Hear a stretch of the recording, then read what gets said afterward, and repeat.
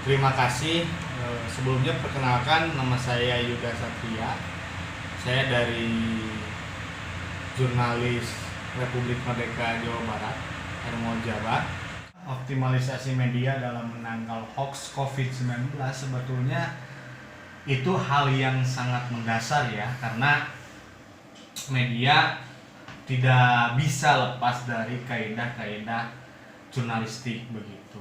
Seperti misalnya dalam membuat satu berita ya 5W1H ini harus terpenuhi begitu. Siapa, di mana, kapan, bagaimana, apa dan lain sebagainya. Nah, ini harus menjadi pengetahuan juga untuk masyarakat bahwa masyarakat bisa menilai berita itu hoax atau tidak itu dilihat dari struktur berita tersebut. Siapakah narasumbernya, apakah dia berkompeten dalam hal itu, di mana kejadiannya, kapan, seperti apa dan lain sebagainya. Nah, ini perlunya sosialisasi yang masif terhadap masyarakat agar tidak termakan hoax gitu. Karena ketika masyarakat hanya menelan langsung berita itu tanpa cek dan recheck gitu, nah itulah akan terjadi hoax yang berkepanjangan karena masyarakat menerima berita itu lantas dikirimkan ke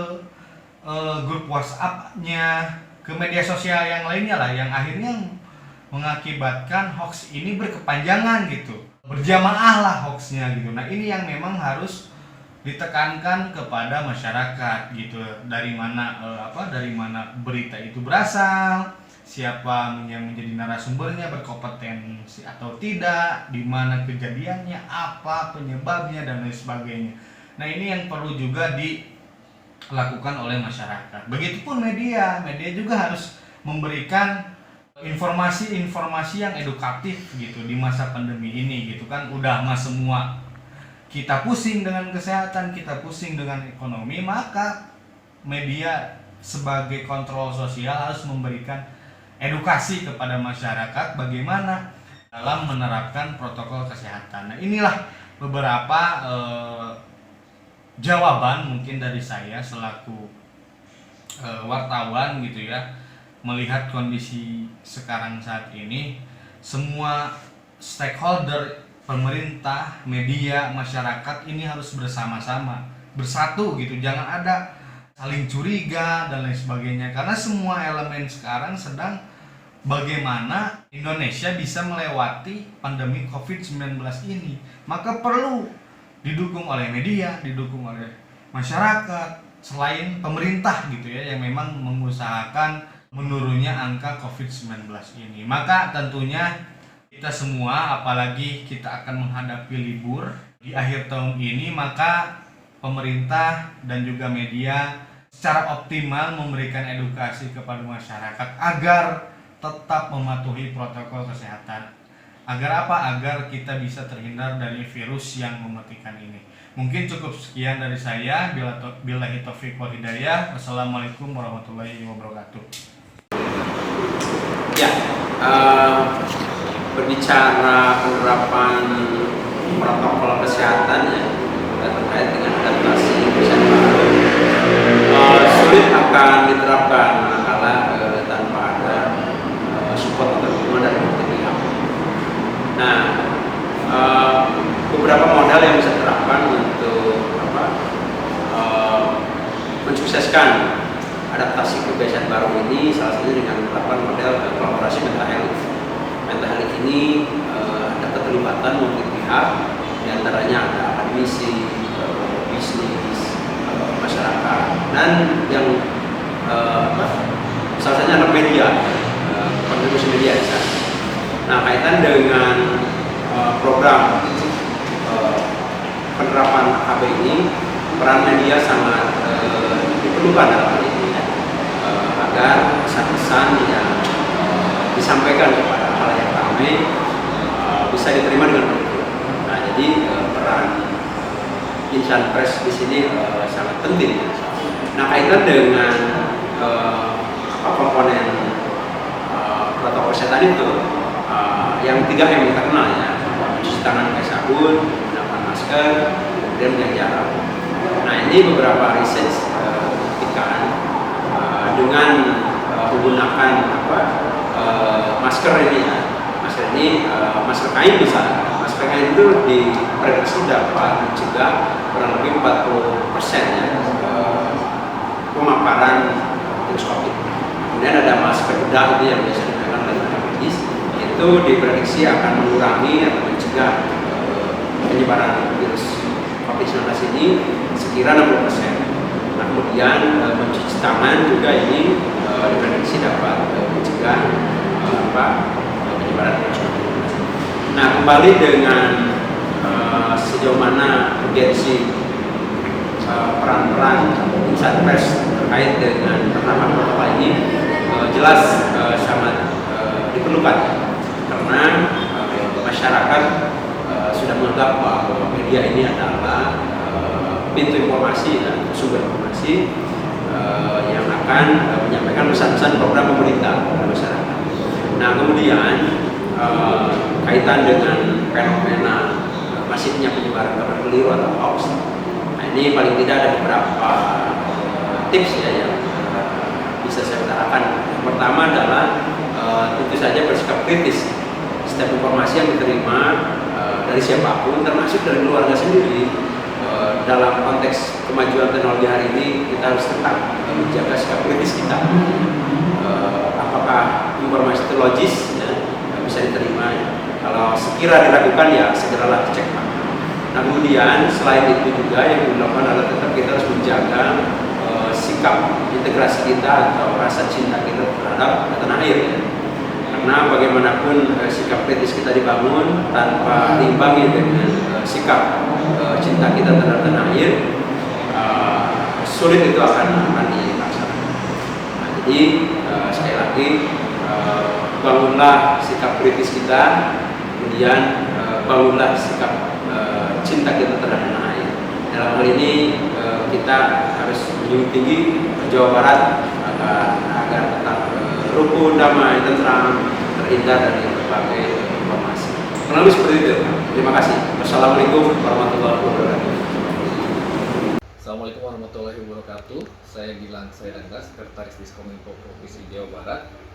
Pada kesempatan ini saya mengucapkan terima kasih kepada Milenial Muslim Bersatu MMB yang telah mengundang saya sebagai narsum dalam pemateri atau diskusi yang nantinya akan di-upload di YouTube dengan tema optimalisasi media dan masyarakat mendukung protokol kesehatan serta menangkal hoax COVID-19.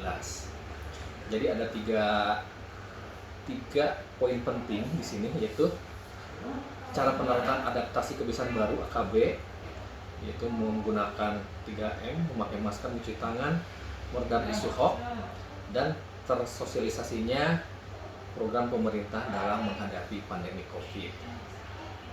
Sebelum saya masuk gugus tugas dulu, sebelum jadi Satgas setelah ada SK baru, saya masuknya di divisi komunikasi publik di Subdim kampanye, edukasi dan kampanye. Emang agak berat di situ, kita harus awal-awal tahun itu kan dibentuk Maret April, itu waktu masa pandemi sangat. Pertama, pengumumannya agak berat untuk memberikan edukasi kepada masyarakat mengenai pandemi ini. Jadi waktu saya ke kabupaten kota, walaupun di kabupaten kota ada satgas juga gugus tugas mengenai COVID, tapi koordinasi antar provinsi, pusat, dan kabupaten kota itu harus solid sehingga tidak menimbulkan keresahan di masyarakat. Dalam artian data maupun beritanya harus satu, jangan berubah-ubah. Itu yang terpenting untuk bisa menyadarkan masyarakat akan bahayanya pandemi ini, pandemi COVID-19. Berhubung sampai sekarang bulan Desember, dari bulan Maret berlarut-larut sehingga ada rasa kejenuhan di masyarakat dengan adanya dulu PSBB, dibatasi dan sebagainya, sehingga kalau di negara lain kan ada gelombang 1, gelombang 2, kalau di Indonesia tidak ada gelombang 1, gelombang 2. Jadi grafiknya naik terus pandemi ini.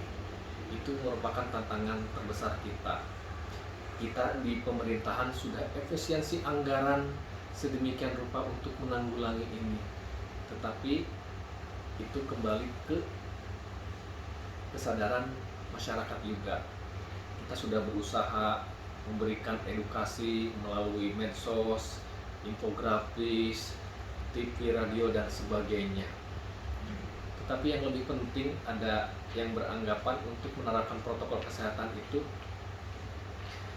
contohnya di dalam suatu pasar, kita jangan mengedukasi dengan Satpol PP. Sekarang boleh, memang seperti itu. Yang tidak memakai masker, pakai didenda dan sebagainya. Tetapi yang lebih penting, sebelum pasar itu dibuka, seharusnya protokol kesehatannya dilaksanakan. Dalam artian, prosedur pembukaan suatu pasar kan biasa subuh pasar, otomatis sebelum dibuka ataupun setelah ditutup harus disemprot. Itu harus setiap hari, protokol kesehatannya harus dijalankan. Jadi penangkalan adaptasi kebiasaan baru seperti itu harusnya, sehingga masyarakat tidak merasa terbebani. Begitu juga setelah para pedagang masuk, harus dicek temperatur, memakai masker dan sebagainya. Begitu juga setelah para pembelinya masuk juga, harusnya betul-betul protokol kesehatannya dijaga seperti itu. Begitu juga di pertokoan, di mall, terus di tempat wisata, harusnya seperti itu.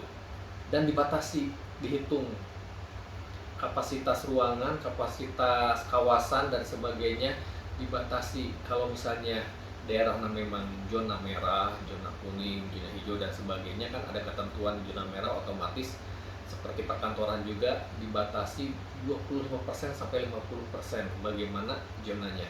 Kebetulan kantor saya di Kota Bandung yang masih zona merah, otomatis dibatasinya maksimal 50%.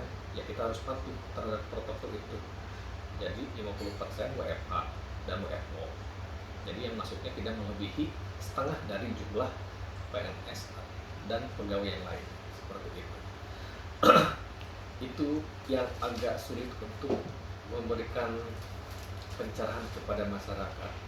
Masalahnya banyak sekali rekan saya, termasuk pegawai Pemprov Jabar, ada yang sampai meninggal.